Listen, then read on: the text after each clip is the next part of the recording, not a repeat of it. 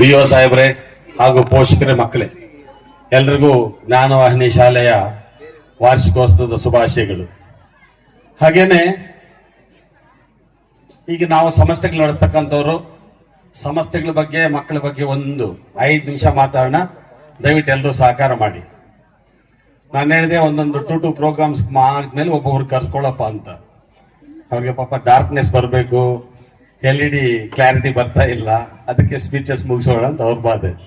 ನೀವೇನು ನಮ್ಮ ಮಕ್ಕಳು ಬರ್ಲಿಲ್ಲ, ಇವ್ರನ್ನ ಯಾರನ್ನ ಕರೆದು ನಮ್ಗೇನು ಕತೆ ಹೇಳ್ತಾ ಇದ್ದಾರೆ, ನಿಮ್ ಬಾಧೆ. ಕರೆಕ್ಟಾ? ಕಾರ್ಯಕ್ರಮ ಆಕ್ಚುಲಿ 6 ಗಂಟೆ ಮೇಲೆ ಸ್ಟಾರ್ಟ್ ಮಾಡಬೇಕಾಗಿತ್ತು. ಕಾರಣ ಏನಂದ್ರೆ ರೆಸಿಡೆನ್ಷಿಯಲ್ ಏರಿಯಾದಲ್ಲಿ ಕಾರ್ಯಕ್ರಮ ಮಾಡೋದ್ರಿಂದ ಮತ್ತೆ 12 ಗಂಟೆ ಆ ಟೈಮ್ ಆದ್ರೆ ಸರೌಂಡಿಂಗ್ ನೈಬರ್ಸ್ ಗಲಾಟೆ ಮಾಡ್ತಾರೆ, ಬೇಗ ಮುಗಿಸ್ಬೇಕು ಕಾರ್ಯಕ್ರಮ ಅನ್ನೋ ಉದ್ದೇಶದಲ್ಲಿ ಅವ್ರು ಪಾಪ 4 ಗಂಟೆ ಕಾರ್ಯಕ್ರಮ ಆಯೋಜನೆ ಮಾಡಿದ್ದಾರೆ ಅಷ್ಟೇ. ಯಾಕಂದ್ರೆ LED ನಲ್ಲಿ ಈಗ ಎಲ್ಲರೂ ಕೂಡ LED ಸ್ಕ್ರೀನ್ ಅಲ್ಲಿ ನೋಡುವಂತ ಹವ್ಯಾಸ ಬಂದ್ಬಿಟ್ಟಿದೆ. ಹಾಗಾಗಿ ಎಲ್ರು ಕ್ಷಮಿಸ್ಬೇಕು. ಯಾಕಂದ್ರೆ ನೀವು ಒಂದೊಂದೆರಡು ಕಾರ್ಯಕ್ರಮ ಆದ್ಮೇಲೆ ನಮ್ಮಂತವ್ರು ಒಂದೊಂದು 4 ಮಾತು ಹೇಳಿದ್ರೆ ನೀವು ಕೇಳಕ್ ರೆಡಿ ಇರ್ತಿದ್ರಿ. ಈಗ ಕೇಳಕ್ ರೆಡಿ ಇಲ್ಲ, ಆದ್ರೂ ಒಂದು 5 ನಿಮಿಷ ಕೇಳಿಸ್ಕೊಳ್ಳಿ ದಯವಿಟ್ಟು. ಈಗ ಲಾಸ್ಟ್ ಟೈಮ್ ಒಂದು ಕಾರ್ಯಕ್ರಮದಲ್ಲಿ ನಾವು ಮೊಬೈಲ್ ಬಗ್ಗೆ ಮಾತಾಡ್ತಾ ಇದ್ವಿ. ಎಷ್ಟು ಟೆಕ್ನಾಲಜಿ ಡೆವಲಪ್ ಆಗ್ತಾ ಇದೆ ಅಷ್ಟು ಮಕ್ಕಳು ಅದರಿಂದ ಕಲಿಯೋದು ಎಷ್ಟಿದೆಯೋ ಅದರಿಂದ ಹಾಳಾಗೋದು ಅಷ್ಟಿರತ್ತೆ ಅಂತ. ಈಗ ಪೋಷಕರು ಇರ್ತಕ್ಕಂಥ ಕಾರಣ ಏನಂದ್ರೆ ಮಕ್ಕಳು ಮನೆಗಳಲ್ಲಿ ನಮ್ಮ ಮಾತೇ ಕೇಳ್ತಾ ಇಲ್ಲ ಸಾರ್ ಅಂತ. ನೀವು ತಪ್ಪು ತಿಳ್ಕೊಬೇಡಿ ಯಾರು ಇಲ್ಲಿ. ಯಾರ ಮಾತು ಯಾರು ಕೇಳ್ತಿದ್ದೀರಾ? ಪೋಷಕ ಕರೆಕ್ಟಾಗಿ ಹೇಳಿ. ಗಂಡ ಮಾತು ಹೆಂಡತಿನೂ ಕೇಳಲ್ಲ, ಹೆಂಡತಿ ಮಾತು ಗಂಡನೂ ಕೇಳಲ್ಲ, ಅತ್ತೆ ಮಾವ ಮಾತು ಸೊಸೆ ಕೇಳಲ್ಲ, ಸೊಸೆ ಮಾತು ಅತ್ತೆ ಮಾವ ಕೇಳಲ್ಲ. ನಮ್ಮನ್ನ ಯಾಕೆ ಮಕ್ಕಳು ಫಾಲೋ ಮಾಡಲ್ಲ? ನೀವೇಳಿ ಕರೆಕ್ಟಾಗಿ ಹೇಳಿ. ಈಗ ಟೆಕ್ನಾಲಜಿ ಬೆಳೀತು, ಟೆಕ್ನಾಲಜಿಯಿಂದ ಮಕ್ಕಳು ಸೀಕ್ರೆಟ್ ಆಗಿ ಮೊಬೈಲ್ ತಗೊಂಡೋಗಿ ಕೆಟ್ಟದ್ದು ಒಳ್ಳೇದು ನೋಡ್ತಿದ್ರು, ಆ ವಿಚಾರ ಆಯಿತು. ಈಗ ಮಕ್ಕಳು ನಮ್ಮ ಮಾತೇ ಕೇಳಲ್ಲ ಸಾರ್, ಓದೋದೇ ಇಲ್ಲ ಸಾರ್ ಅಂದ್ರೆ ಪೇಷನ್ಸಿ ನಮ್ಗಿರ್ಬೇಕಲ್ಲ.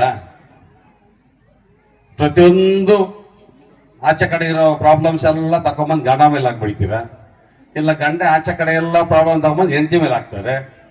ನಿಮ್ಮಿಬ್ಬರಿ ಕಚ್ಚಾಟ ನೋಡಿದ್ರೆ ಮಕ್ಳು ಏನ್ ಮಾಡ್ತಾರೆ? ಅವ್ರಿಗೂ ಪೇಷನ್ಸಿ ಇರೋದಿಲ್ಲ. ನಿಮ್ಗೆ ಯಾವಾಗ ಪೇಷನ್ಸಿ ಇರಲ್ಲ, ಮಕ್ಕಳಿಗೂ ಪೇಷನ್ಸಿ ಇರಲ್ಲ. ನಿಮ್ಮನ್ನು ಫಾಲೋ ಮಾಡಲ್ಲೇನು ಅವರು? ನೀವು ಸೀರಿಯಲ್ ನೋಡಿದ್ರೆ ಅವ್ರು ಸೀರಿಯಲ್ ಫಾಲೋ ಮಾಡ್ತಾರೆ, ನೀವು ಗಲಾಟೆ ಮಾಡ್ಕೊಂಡ್ರೆ ಗಲಾಟೆ ಫಾಲೋ ಮಾಡ್ಕೊಂತಾರೆ, ನೀವು ಅನ್ಯೋನ್ಯವಾಗಿದ್ರೆ ಅನ್ಯೋನ್ಯವಾಗಿ ಫಾಲೋ ಮಾಡ್ಕೊಂತೀರ. ಮೊದ್ಲೆಲ್ಲ ಪರ್ಸನಲ್ ಒಂದ್ ಬೆಡ್ರೂಮ್ ಅಲ್ಲ ಒಂದು ಹಾಲ್ವರೆಗೂ ಇತ್ತು. ಈಗ ಗಂಡ ಹೆಂಡತಿ ಮಾತಾಡ್ಬಿಡದ ಒಂದ್ ಊರು ಕೇಳಿಸ್ತಲ್ಲ, ಹಂಗೆ ಮಾತಾಡ್ತಾ ಇರ್ತೀರ ನೀವು. ಏನ್ ಮಾಡಕ್ಕಾಗ್ತದ? ಅಲ್ಲ, ಸಮಾಜನೇ ಹಂಗ ಆಗ್ಬಿಟ್ಟಿದೆ. ಎಲ್ಲಾರು ಫಾಸ್ಟ್ ಕಲಿಯುಗ ತುಂಬಾ ಬೆಳೆದ್ಬಿಟ್ಟಿದ್ವಿ ನಾವು. ಎಲ್ಲಿ ಏನು ಬೆಳೆದಿಲ್ಲ. ಸಂಸ್ಕಾರಗಳು, ಮೌಲ್ಯಗಳು ಎಲ್ಲಿ ಕಳ್ಕೊಂತೀವೋ ಅವಾಗ ಅದು ಬೆಳೆದಿದೆ ಅನ್ಕೊಂತ ಇದ್ವಿ ಅಷ್ಟೇ. ಸಂಸ್ಕಾರಗಳು ಮೌಲ್ಯಗಳು ಇಟ್ಕೊಂಡ್ರೆ ನಾವು ಬೆಳೆದಂಗ್ ಲೆಕ್ಕ. ನಮ್ಮ ಭಾರತೀಯ ಸಂಸ್ಕೃತದಲ್ಲಿ ಸಂಸ್ಕಾರಗಳು, ಮೌಲ್ಯಗಳು ತುಂಬಾ ಮುಖ್ಯವಾದದ್ದು. ಬರೀ ಶಿಕ್ಷಣ ಕೊಟ್ಟರೆ ಸಾಲದು. ನೆಕ್ಸ್ಟ್ ಶಿಕ್ಷಣ ಪಡ್ಕೊಂಡ್ ಮಕ್ಕಳು ತಂದೆ ತಾಯಿಗೆ ಊಟ ಹಾಕ್ಬೇಕು, ಅನಾಥಾಶ್ರಮ ಕಳಿಸ್ಬಾರ್ದಲ್ವಾ? ಆ ತರದಂತ ಶಿಕ್ಷಣ ಕೊಡಬೇಕು ಅನ್ನೋದು ನಮ್ಮ ಉದ್ದೇಶ. ದಯವಿಟ್ಟು ಪೋಷಕರು ಕೂಡ ಸ್ವಲ್ಪ ನೀವು ಮಕ್ಕಳಿಗೆ ಎಲ್ಲ ಕೊಡ್ತೀರಾ, ಎಲ್ಲ ಬಟ್ಟೆ ಕೊಡ್ತೀರಾ. 100 ರೂಪಾಯಿ ಬಟ್ಟೆ ಕೇಳಿದ್ರೆ 200 ರೂಪಾಯಿ ಬಟ್ಟೆ ಕೊಡಿಸ್ತೀರಾ. ಎಲ್ಲ ಒಂದು ರೋಡ್ ಪಕ್ಕದಲ್ಲಿ ಒಂದು ಹೋಟ್ಲಲ್ಲಿ ಊಟ ತಿಂದ್ರು ಕೂಡ ಹೊಟ್ಟೆ ತುಂಬತ್ತೆ, ರುಚಿಯಾಗಿರುತ್ತೆ.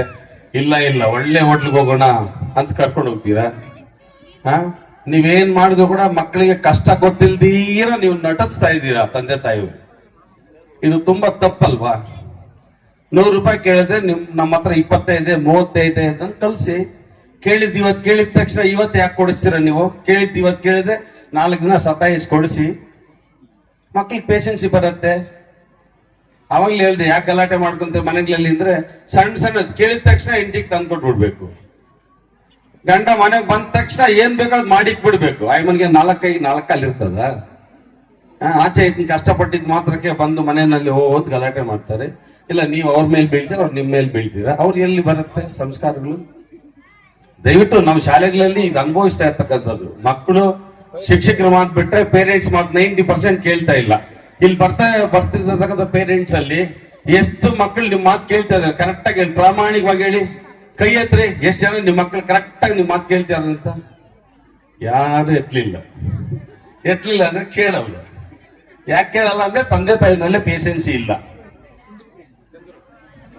ನೀರು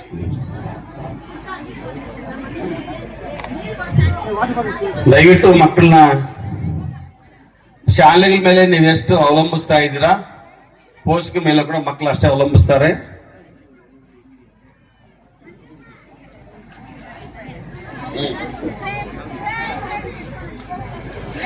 ಇಪ್ಪತ್ನಾಲ್ಕು ಗಂಟೆಯಲ್ಲಿ ಮಕ್ಕಳು ನಮ್ಮ ಹತ್ರ ಇರೋ 5 ಅವರ್, ಅಕಸ್ಮಾತ್ ಮನೆಯಿಂದ ಸ್ಕೂಲ್ಗೆ 1 ಅವರ್ ಬರ್ತಾರೆ, 1 ಅವರ್ ಹೋಗ್ತಾರೆ, 7 ಅವರ್ ಆಯ್ತು.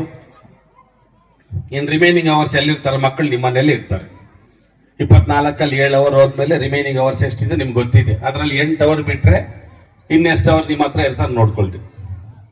ಅದರಲ್ಲಿ ನೀವು ಎಷ್ಟು ಅವರ್ ಅವ್ರನ್ನ ಕೂಡ್ಸಿ ಓದಿಸ್ತಾ ಇದ್ದೀರಾ, ಬರೆಸ್ತಾ ಇದ್ದೀರಾ ನೋಡಿ. ಒಂದ್ ಕಾಲಕ್ಕಿತ್ತು ಜಸ್ಟ್ ಪಾಸ್ ಆದ್ರೆ SLC ನಲ್ಲಿ ಸಾಕು, PUC ಪಾಸ್ ಆದ್ರೆ ಸಾಕು, ಡಿಗ್ರಿಲಿ ಪಾಸ್ ಆದ್ರೆ ಸಾಕು ಅಂತ. ಈಗ 0.1%, 2% ಕೂಡ ತುಂಬಾ ಇಂಪಾರ್ಟೆಂಟ್ ಇದೆ. ಕಾಂಪಿಟೇಷನ್ಸ್ ಹಂಗಿದೆ. ನಿಮ್ಗೆ ಎಜುಕೇಶನ್ ನಲ್ಲಿ ಮಲ್ಟಿ ಆಪ್ಷನ್ಸ್ ಇದೆ, ಜಾಬ್ಸ್ ಅಲ್ಲಿ ಮಲ್ಟಿ ಆಪ್ಷನ್ಸ್ ಇದೆ. ನಿಮ್ ಮನೆ ಮುಂದೆ ಒಳ್ಳೆ ಶಾಲೆಗಳು ಬಂದಿದೆ, ಒಳ್ಳೆ ಕಾಲೇಜುಗಳು ಬಂದಿದೆ, ಒಳ್ಳೆ ಟೆಕ್ನಾಲಜಿ ಕಲಿಸ್ತಕ್ಕಂತ ಅವಕಾಶಗಳು ನಿಮ್ಮ ಮನೆಗೆ ಮುಂದೆ ಬಂದಿದೆ. ಪ್ರಪಂಚದಲ್ಲಿ ಒಳ್ಳೆ ಅವಕಾಶಗಳು ಸಿಕ್ಕಿದೆ ನಿಮ್ಗೆ. ಜಾಬಲ್ಲಾಗ್ಬೋದು, ಶಿಕ್ಷಣದಲ್ಲಾಗ್ಬೋದು, ಪ್ರತಿಯೊಂದಲ್ಲಾಗ್ಬೋದು. ಆದ್ರೆ ಪೇಷನ್ಸಿ ಅನ್ನೋದು, ಸಭ್ಯತೆ ಅನ್ನೋದು ನಮ್ಮಲ್ಲಿ ಇಲ್ಲ. ದಯವಿಟ್ಟು ಅದನ್ನ ಕಲ್ಸ್ಕೊಡಿ ಮಕ್ಕಳಿಗೆ. ಸ್ಕೂಲಿಂದ ಬಂದ ತಕ್ಷಣ ಏನ್ ಮಾಡ್ತೀರಾ? ಪಾಪ ಈಗ ತಾನೇ ಸ್ಕೂಲಿಂದ ಮತ್ತೆ ಆಟ ಆಡಕ್ ಬಿಡಿ ಅಂತ ಹೇಳ್ತೀರಾ. 4 ಗಂಟೆಗೆ ಆಟ ಆಡಕ್ ಹೋದ್ರೆ ಮಗು ಕತ್ಲಾಗೋರ್ಗು ನಿಮ್ ಮನೆಗೆ ಬರಲ್ಲ, 6 ಗಂಟೆವರೆಗೂ ಮನೆಗೆ ಬರಲ್ಲ. ನೀವೇನ್ ಮಾಡ್ತೀರಾ? ಬಾರೋ ಬಾಮ್ಮ, ಬಾರೋ ಬಾಮ್ಮ. ನೀವು 4 ಸಾರಿ ಕರೆದು 5ನೇ ಸಾರಿ ಅಲ್ಲವರು ರೋಡಲ್ಲಿ ಇರಲ್ಲ, ಮಗು ಪಕ್ಕದ ಗಲ್ಲಿಗೆ ಹೋಗ್ಬಿಟ್ಟಿರುತ್ತೆ. ಇವ್ ಕರೀತಾ ಇರ್ತಾರೆ, ಸಿಕ್ತಿರ ಹೊಟ್ಟೋಗ್ಬೇಕು ಅಂತ. 6 ಗಂಟೆಗೆ ಬರ್ತಾನೆ, ಅದು ಇದು ಆಟ ಆಡಿರ್ತಾನೆ, ಸುಸ್ತಾಗಿರ್ತಾನೆ. ಬಂದ ತಕ್ಷಣ ಏನೋ ಒಂದು ಹೋಮ್ವರ್ಕ್ ಕೊಟ್ಟಿರ್ತಾನೆ, ಗಬ ಒಂದು ಬರ್ದು ಬಿಡೋದು. ಮಮ್ಮಿ ಟೈಮ್ ಆಯ್ತು, ಹಶ್ವಾಗ್ತದೆ. 8 ಗಂಟೆಗೆ ತಿಂದ 9 ಗಂಟೆಗೆ ಮಲಗಿದ.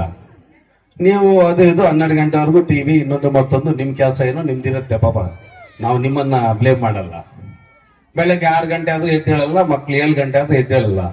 ಎದ್ದು ಸದ್ಯಕ್ಕೆ ಅರ್ಜೆಂಟ್ ಬಸ್ ಟೈಮ್ ಎದ್ದು ರೆಡಿಯಾಗಿ ಹೋಗ್ಬಿಟ್ರೆ ಸಾಕು ನಿಮ್ಗೆ, ಅದೇ ದೊಡ್ಡ ವಿಷಯ. ಕಳ್ಸ್ಬಿಟ್ಟಿದೀವ, ಅಯ್ಯೋ ನಮ್ ಡ್ಯೂಟಿ ಮುಗ್ದೋಯ್ತಪ್ಪ, ಸ್ಕೂಲ್ ಕೊಟ್ಟೋದ ಮಗು.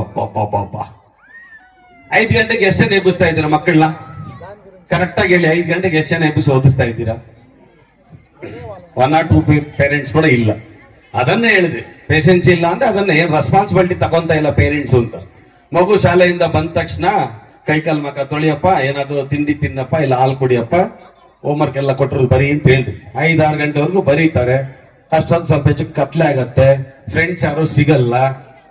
6 ಗಂಟೆ ಮೇಲೆ ಒಂದು ಅರ್ಧ ಗಂಟೆ ಫ್ರೀ ಬಿಡಿ, ಮೊಬೈಲ್ ಕೊಡಿ ಅಥವಾ ಟಿವಿ ನೋಡಕ್ ಹೇಳಿ, ನಿಮ್ ಜೊತೆಲಿ ಫ್ರೆಂಡ್ಶಿಪ್ ಬೆಳೆಸ್ಕೊಳಕ್ ಹೇಳಿ. 6-6:30 ಓದಕ್ ಹೇಳಿ, 8:30-9 ಗಂಟೆ ಓದ್ಕೊಳಕ್ ಹೇಳಿ. ಬೆಳಗ್ಗೆಯಿಂದ ಸಾಯಂಕಾಲ ಮಾಡ್ಬೇಕು ಏನ್ ಟೀಚರ್ಸ್ ಪಾಠಗಳನ್ನ ಓದ್ಕೊಳಕ್ ಹೇಳಿ. 9 ಗಂಟೆಗೆ ಊಟ ಮಾಡಿಸಿ ಬೇಗ ಮಲ್ಕೊಳ್ರಪ್ಪ ಅಂತ ಹೇಳಿ. ಬೆಳಗ್ಗೆ 5 ಗಂಟೆ ನೀವ್ ಹೆಂಗು ಎದ್ದೇಳ್ತೀರಾ. ಸುಮಾರು ಜನ ಎದ್ದೇಳಲ್ಲ ಅನ್ಕೊಳ್ಳಿ, ಅಲ್ಲಿಗಳೆಲ್ಲಾದ್ರೆ ಪಾಪ ಕೆಲಸ ಎದ್ದೇಳ್ತಾರೆ. ಟೌನ್ ಅಲ್ಲಿ ಆಲ್ಮೋಸ್ಟ್ ಅಲ್ಲಿ 5:30-6 ಗಂಟೆ 6:30-7 ಗಂಟೆ ಕೂಡ ಎದ್ದೇಳ್ತಾರೆ ಕೆಲವರು. ಮಕ್ಕಳನ್ನ 5 ಗಂಟೆಗೆ ಎಬ್ಬಿಸಿ ಕೈಕಾಲ್ ಮಕ್ಕ ತೊಳಿಸಿ ಮತ್ತೆ ಬೆಳಗ್ಗೆ 7-7:30 ಓದೋದನ್ನ ಕಲ್ಸಿರಿ. ಯಾಕೆ ಮಕ್ಳು ಇಂಪ್ರೂವ್ಮೆಂಟ್ ಆಗಲ್ಲ? ಬರೀ ಶಾಲೆಗಳ ಮೇಲೆ ಡಿಪೆಂಡ್ ಆಗೋದು ಕೂಡ ಈಗ ನಿಮ್ಗೆ ನೀವ್ ಎಕ್ಸ್ಪೆಕ್ಟೇಷನ್ ಮಾಡ್ತಕ್ಕಂತ ಮಾರ್ಕ್ಸ್ ಸಿಗೋದಿಲ್ಲ. ಮಾರ್ಕ್ಸ್ ಜೊತೆಗೆ ಈಗ ನಿಮ್ಗೆ ನೋಡ್ತಾ ಇದ್ರೆ ಬೇರೆ ಬೇರೆ ಆಕ್ಟಿವಿಟೀಸು, ಸ್ಕಿಲ್ಸ್ ಪ್ರೋಗ್ರಾಮ್ಸ್ ಎಲ್ಲ ಕೊಡಬೇಕು. ಈಗ ಮಕ್ಕಳು ಬರೀ ಪುಸ್ತಕ, ಬರೀ ಮಾರ್ಕ್ಸ್ ಕಾರ್ಡ್ ಇದ್ರೆ ಸಾಲದು, ಕೈಯಲ್ಲಿ ಕೆಲಸ ಇರಬೇಕು. ಅದನ್ನೇ ಸ್ಕಿಲ್ಸ್ ಅನ್ನೋದು. ಸ್ಕಿಲ್ಸ್ ಸಮೇತ ಈಗ ಶಿಕ್ಷಣ ಕೊಡ್ಬೇಕು ಅಂದ್ರೆ ಬುಕ್ಸ್ ಜೊತೆಗೆ ಬೇರೆ ಬೇರೆ ಆಕ್ಟಿವಿಟೀಸ್ ನ ಶಾಲೆಗಳಲ್ಲಿ ಕೂಡ ಮಾಡಿಸ್ತಾ ಇರ್ತಾರೆ. ಸಮಯ ಎಲ್ಲಿರತ್ತೆ? ಹಾಗಾಗಿ ದಯವಿಟ್ಟು ನಿಮ್ಮ ಹತ್ರ ಮಗು ಒಂದು 15-17 ಅವರ್ ಒಂದು ದಿನಕ್ಕೆ ನಿಮ್ಮ ಹತ್ರ ಇರೋದ್ರಿಂದ ದಯವಿಟ್ಟು ನೀವೆಲ್ಲರೂ ಕೂಡ ಪೋಷಕರು ಕೇರ್ ತಗೊಂಡು ನಿಮ್ಮ ಮಕ್ಕಳ ಉನ್ನತ